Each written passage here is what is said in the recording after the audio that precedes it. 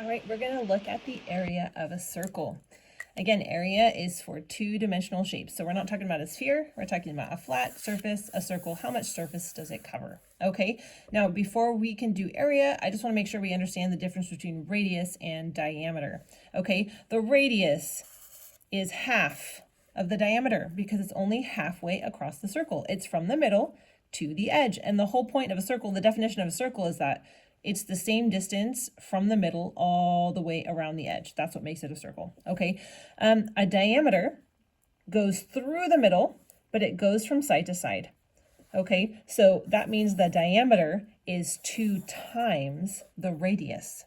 Okay, so radius here plus radius here is a diameter, so it's 2 times. So let's see if we can use that information real quick. Okay, if the diameter is 10, that means all the way across is 10.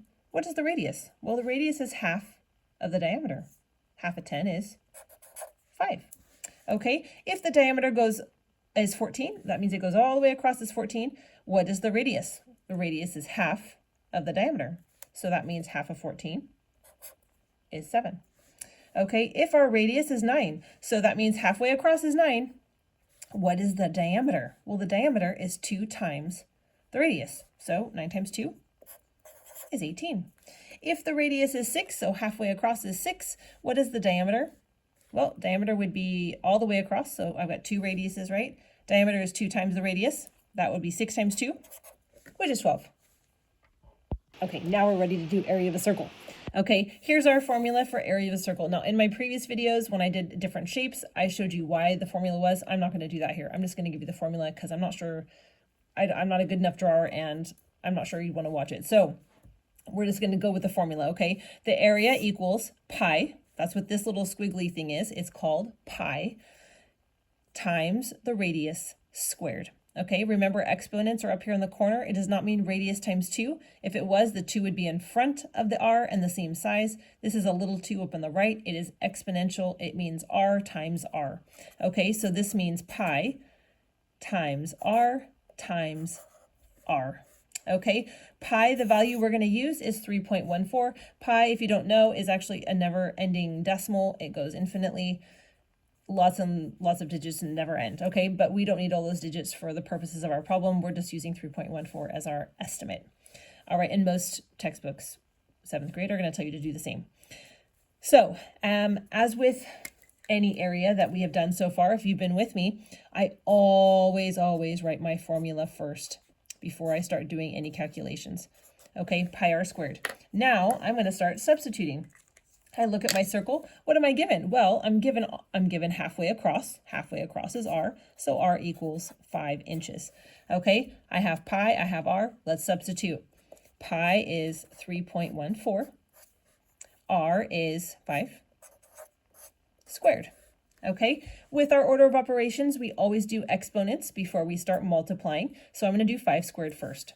5 squared equals 5 times 5, which is 25. Okay, so I'm going to rewrite one more time. Oopsie. Times 25. Now I can multiply. Now, I don't know about you, but this is not multiplication.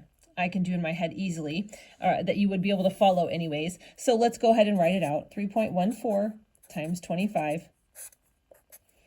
4 times 5 is 20. Carry the 2. 5 times 1 is 5, plus 2 is 7. 3 times 5 is 15. Now I'm done with the 5. Let's go down to the next row. I'm also done with this 2. I'm going to cross it off. 2 times 4 is 8. 2 times 1 is 2. 2 times 3 is 6. Done with the 2. Let's add. 0. 7 and 8 is 15. 5, 7, 8. 6 and 1, 7. Okay, I am done multiplying. However, this number up here had a decimal. Okay, that would be 2 decimal places, right? We're looking at 1, 2. So I write a 2 here. This didn't have any decimals.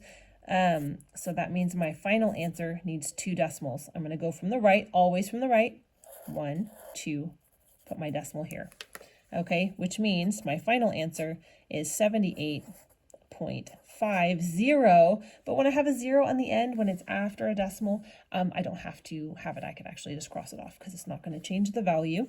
My units are inches, and because we're doing area, it's always inches squared. So the area of my circle is 78.5 inches squared. Let's do this next one. Again, I'm always going to start by writing my formula. Okay, let's look over at our circle and see what information we're given. We are given 14 inches, and that's diameter. That is not radius. So I've got a little bit of work to do first, okay, because my formula uses radius and not diameter. So I need this distance here. Radius is half of the diameter. So radius equals, what's half of 14? 14 divided by 2, which is 7 inches. Okay, now I can substitute.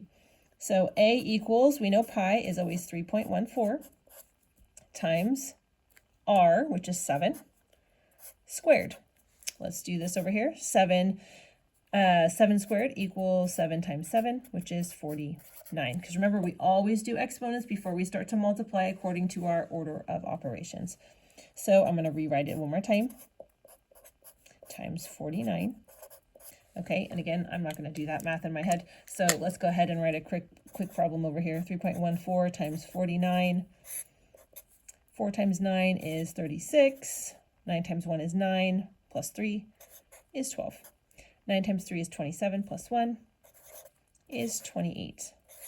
Done with my 9. 4 times 4, I'm going to get rid of those 2. 4 times 4 is 16.